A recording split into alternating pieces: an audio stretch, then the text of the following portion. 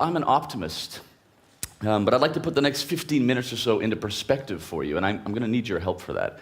I know it's early in the morning, but I'd like everybody in the room to please clap at this tempo.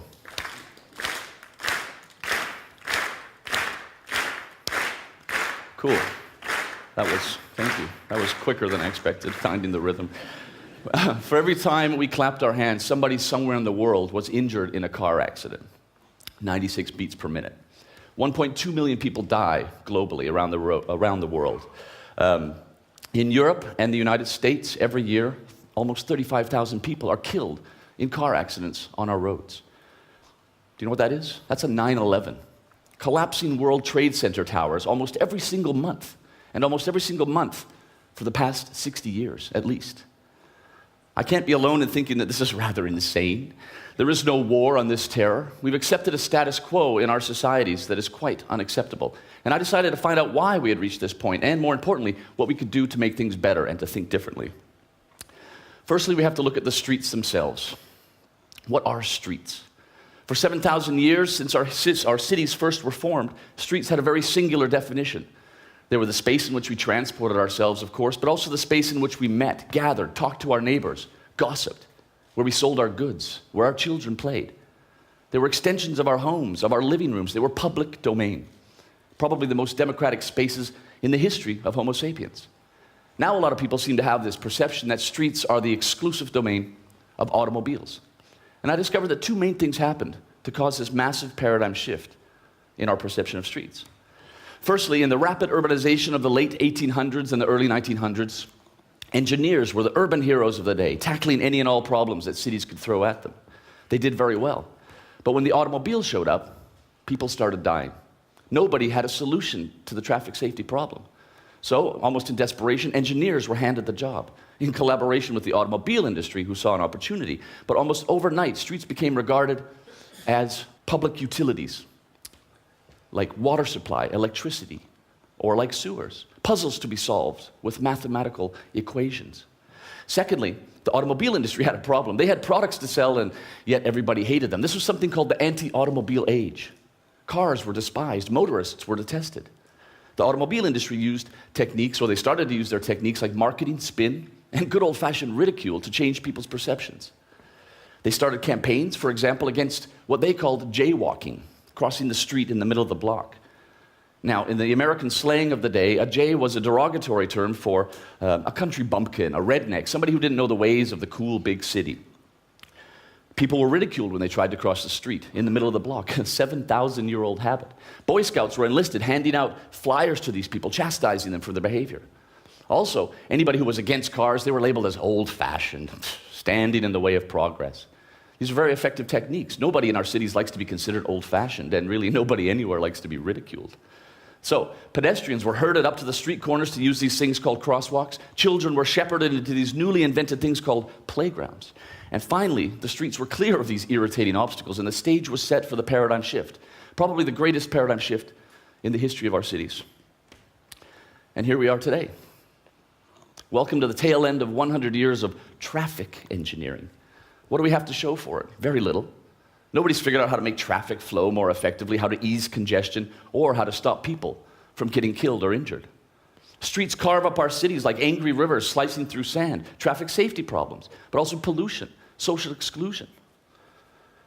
If you look at it long and hard, we live in cities that are controlled by bizarre, often outdated mathematical models and equations, cost-benefit analyses, impact assessments, even lovely cities like Copenhagen and Zurich. Sometimes it feels like we're all just characters in the Matrix. Seriously, cities around the world can't put in a simple, decent cycle track or widen a sidewalk, traffic calm a neighborhood, lower the speed limits, because it doesn't fit into the mathematical equation on the computer down in the engineering department. So many ideas die on their doorstep. Let me ask you, is there a way out of the Matrix? Urbanization is on the rise now more than ever before, and we need new solutions, and we need them in a hurry. Should we really be engineering something as human and organic as public streets? It's the people who define a city. Shouldn't we be studying their behavior, their patterns, their movements, their desires, their needs, in order to figure out how to further develop our cities? If you think about it, it worked for about 7,000 years. I think there's a pretty good chance it's going to work again. There's two things that we need. One is basic human observation, something that we all share. Call it anthropology, sociology, fine, but when you boil it down, it's just the simple act of people studying what other people are doing, watching. In 1958, the French philosopher Gaston Bachelard described this idea of desire lines. Desire lines is the most beautiful expression in urban planning. This is an example from Copenhagen. This is a street corner on the busiest bicycle street in the world. The city discovered that a couple thousand cyclists were cutting across a sidewalk here to get to a parallel street. Instead of handing out tickets to them all day long, they observed, accepting the fact that there must be a very good reason for this. A temporary cycle track was put in, see how that went, and it was finally made permanent. The subconscious desire lines of just a couple thousand citizens were respected. This is another example. This is the view from my hotel room in Halifax in Canada earlier this year. Fresh snow on the common, the park in the heart of the city. The green lines are the original pathways, perfect for 19th century promenading, walking your dog on a Sunday, going for a run. All good things, fine. But the red lines show you where the people were actually walking and cycling in the morning rush hour from the neighborhoods to the city center, carving desire lines straight as arrows through the snow. A modern city would observe and redesign accordingly.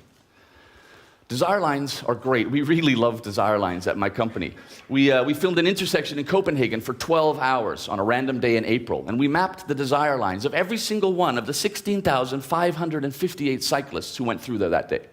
That's not even a busy intersection in Copenhagen, but hey. I can tell you, it was a fascinating exercise. We had an anthropologist working on it, and there's no mathematical model that can replace 12 hours of intense human observation. Actually, it was probably about 150 hours, But when you're studying and looking for new, innovative solutions for our cities, which we are. In my work developing bicycle infrastructure and bicycle culture in cities around the world, I'm constantly amazed and baffled and frustrated at how many planners and engineers have never even tried to ride a bicycle in their city or spent any serious time as pedestrians. It's all office work, computer models, maps. This brings us to the second thing that we need for modernizing our cities. Design. We all have a relationship with design. We all make design choices every single day. It's a part of our DNA, no matter where we're from.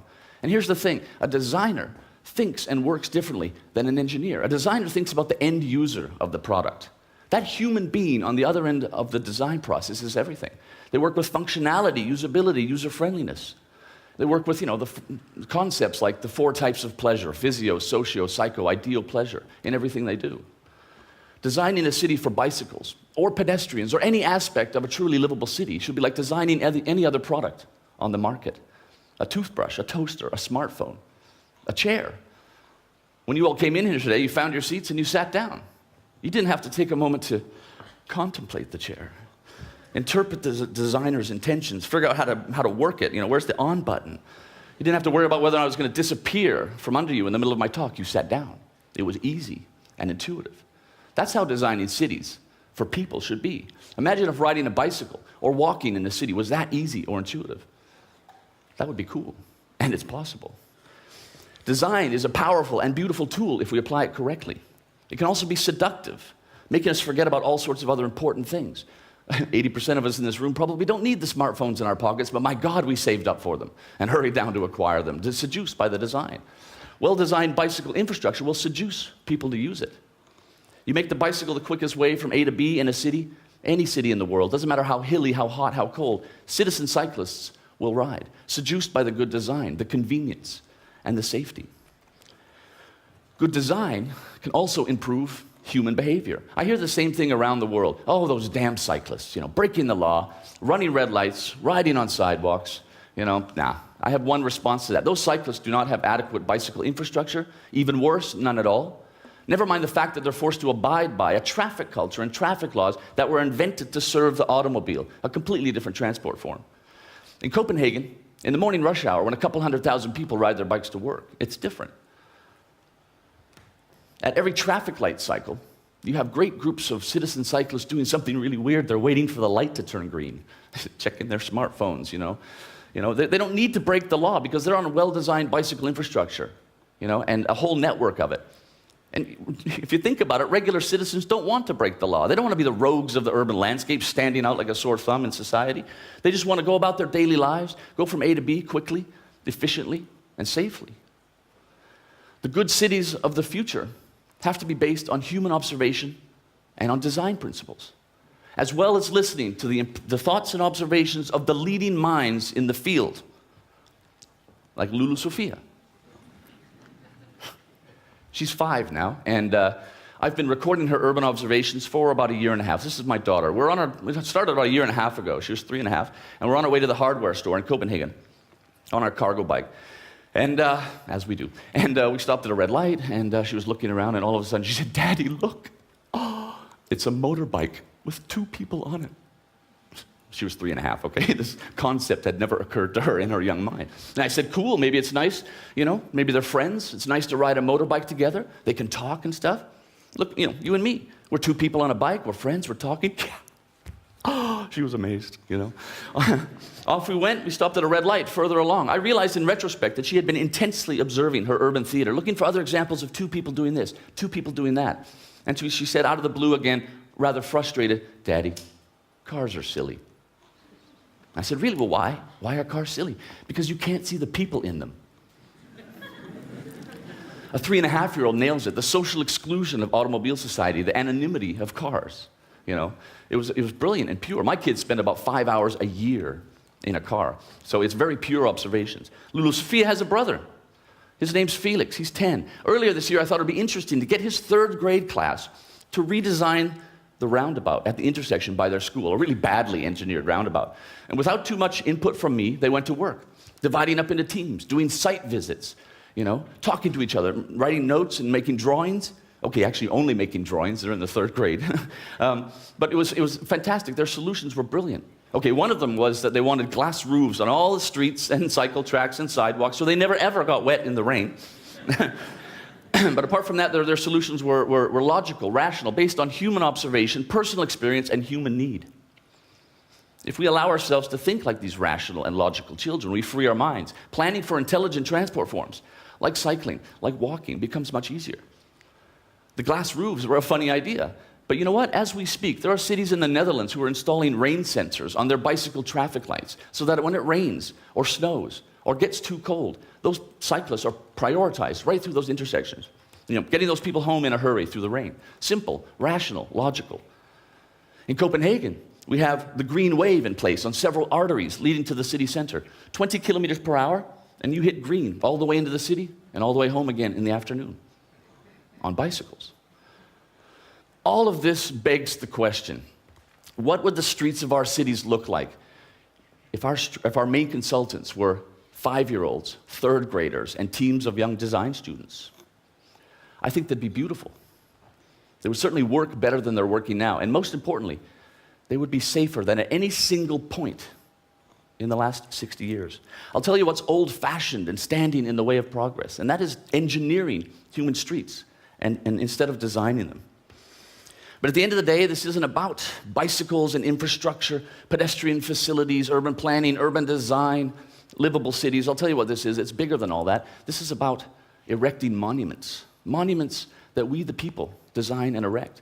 Monuments to livable cities, to the past, the present, and the all-important future. Monuments that make cities better and monuments that save lives instead of wiping them out or destroying them. If you think about it, we are the architects. We are the designers. These are our cities. This isn't the Matrix. I want to leave you with this quote. Cities are erected on spiritual columns. Like giant mirrors, they reflect the hearts of their residents. If those hearts darken and lose faith, cities will lose their glamour. This is a 900-year-old quote, more true today than ever before. And I ask you, is this not the noblest of goals? Working, doing everything we can, and we know how to do it, to make our cities and our hearts shine? I think that we should just take this paradigm and shift it back to where it belongs, back to the future. I think we should let these monuments to the future rise all over the world. And now you're going to clap again. But this time, please don't clap for me. Clap for shining hearts and all the lives that we can save and the cities that we can make better. Thank you.